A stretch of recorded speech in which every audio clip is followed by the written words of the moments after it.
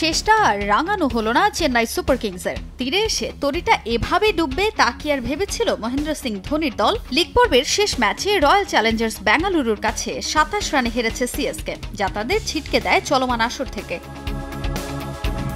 আরসিবির বিপক্ষে মহাগুরুত্বপূর্ণ ম্যাচটা হেরে দিশেহারা সিএসকে শিবির। ম্যাচ শেষেই সুপার ফোরে যেতে না পারার কারণ খুঁজতে শুরু করেন সিএসকে অধিনায়ক। আর সে কারণ খুঁজতে গিয়েই মোস্তাফিজের অভাবটা বেশ ভালোভাবেই অনুভব করেছেন ক্যাপ্টেন ঋতুরাজ গায়কোয়াড়। অভাব কেনই বা বোধ করবেন না? হলুদ জার্সিটা গায়ে তুলে এবার আসরের শুরু থেকে দুর্দান্ত পারফর্ম করেছেন কাটার মাস্টার। চেন্নাইয়ের হয়ে ৯ ম্যাচে মাঠে নেমে তুলে নিয়েছেন ১৪ উইকেট, যেখানে তার গড় ছিল ২২.৭১ আর ইকোনমি ৯.২৬। আরসিবির বিপক্ষে প্রথম ম্যাচে ৪ উইকেট পেয়েছিলেন ফিজ। এরপর ম্যাচ বাই ম্যাচ পারফরমেন্সের ধারাবাহিকতা বজায় রাখায় ভরসার এক বড় নাম হয়ে ওঠেন টাইগার পেসার।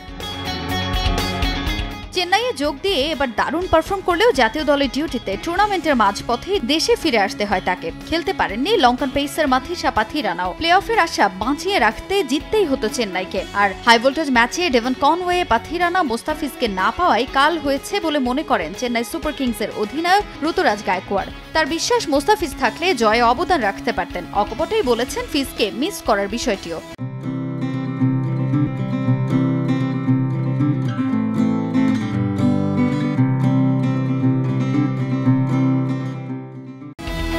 এটা ভালো উইকেট ছিল। স্পিনারদের জন্য এখানে টার্ন এবং গ্রিপ হচ্ছিল। টার্গেট নিয়ে আমরা বেশ খুশি ছিলাম। চোট এবং কনওয়ে না থাকা পার্থক্য গড়ে দিয়েছে। চ্যালেঞ্জ ছিল প্রথম ম্যাচ থেকেই। পাথিরানার চোট ছিল।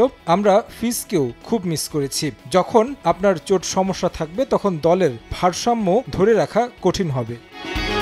এর আগে চেন্নাই সুপার কিংসের হয়ে মোস্তাফিজের পারফরমেন্সের ভূয়সী প্রশংসা করেছেন মহেন্দ্র সিং ধোনিও।